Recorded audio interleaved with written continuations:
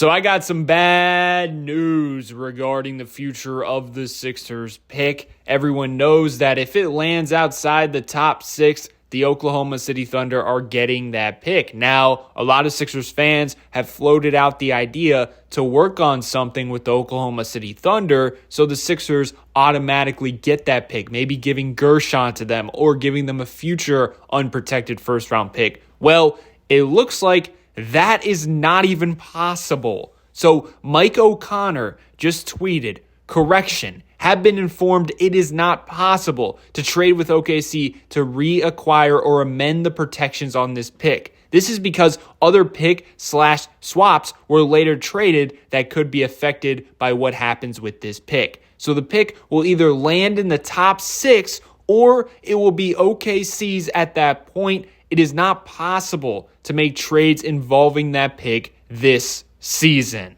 So as it stands right now, the Sixers are number 8, aka OKC would get our pick. 15-26, 36 win percentage in a championship or bust season. What has happened? How did we get here? This is disgusting.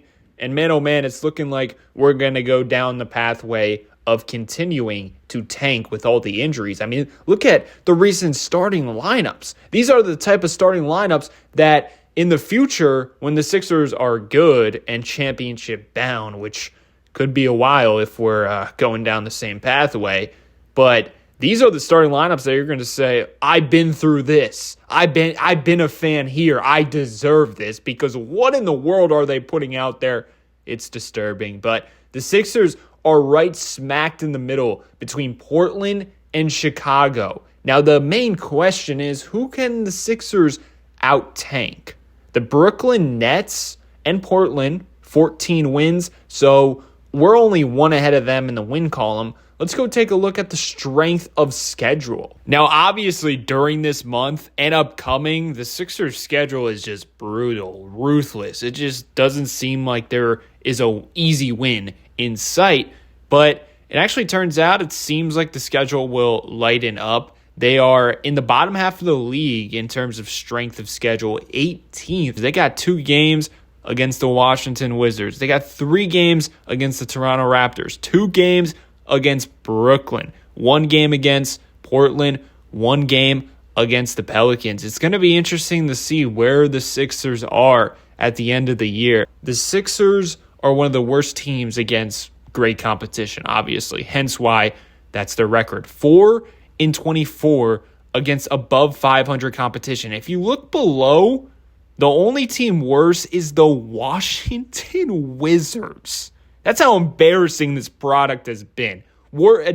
They're on Washington Wizards tier level. My goodness. Toronto Raptors 7-29, 8-19 for the Charlotte Hornets, 9-22 for Brooklyn Nets, 4-24 for the Sixers, 3-29 for the Wizards. Oh my goodness. And then against below 500 teams, this is where they defeat the tanking teams. They're 11-2 this season against bad competition, which is not good for the tank. And considering the Sixers' schedule is going to lighten up, it's hard to see that they're going to out-tank teams that are losing to above 500 competition, but also have a bad record against below 500 teams. Brooklyn Nets 5-7, 3-9 for the Charlotte Hornets, 3-3 Toronto Raptors, 3-6. Quite honestly, I feel like where the Sixers are at is where they're going to be. They're not going to be a top of the play-in. I don't believe that. I don't think they're going to be at all the way at the bottom, hugging with the Washington Wizards in the standings.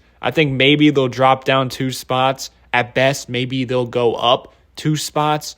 But the thing is, they're going to have to rely on the luck of the lottery balls. And I'm going to be real. If I was a casual Sixers fan, if I didn't love the NBA, I would be so tuned out. But not only that, of course, I wouldn't be watching every single night. And quite frankly, I'm not watching in-depthly.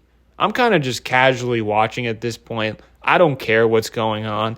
It's just kind of boring. But if we lose our pick on top of everything, that truly would lose me as a fan. I would not pay attention to anything until big changes are made. I'm talking about GMs fired, maybe selling the team. I'm talking about Joel Embiid being gone, Tyrese Maxey can stay, but Paul George being gone as well. Like, I would need big changes to come back as a casual fan. Obviously, I'm a diehard. I'm going to be here through anything. But once again, typical Sixers fashion this season, it's another annoying situation because they're one Joel Embiid healthy stretch away from just kissing that pick goodbye. And for who? For what? They get in the play-in tournament? Oh, they're going to have to face the Cavs or the Celtics. Big whoop. That's going to be over in 5 games, most likely.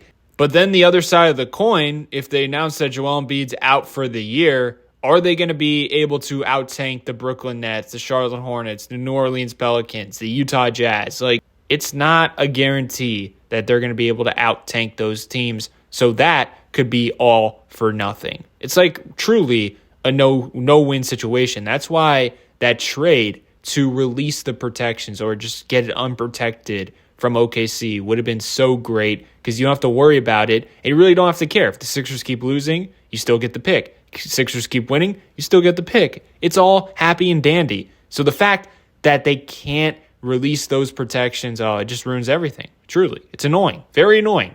Just like the Sixers always have been this season. The most annoying season of all time. Straight up.